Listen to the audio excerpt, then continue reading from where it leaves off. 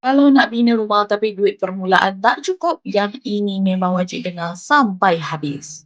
Rumah moden design ini boleh dibina dengan bajet sekitar RM275,000 sahaja.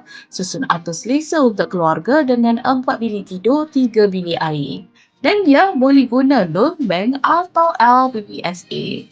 Bersama Bina Sifu, anda dah tak perlu dah nak keluarkan deposit sendiri. Sebab Bina Sifu dah dahulukan RM22,000 untuk urusan pinjaman, pelan, submission dan kelulusan.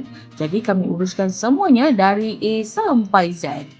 Bina Sifu adalah syarikat berdaftar dan berpengalaman sejak tahun 2003. Arkitek dan tim teknikal profesional dan kebentuk custom ikut kehendak. Lengkap perjanjian sah undang-undang dan jaminan struktur seumur hidup.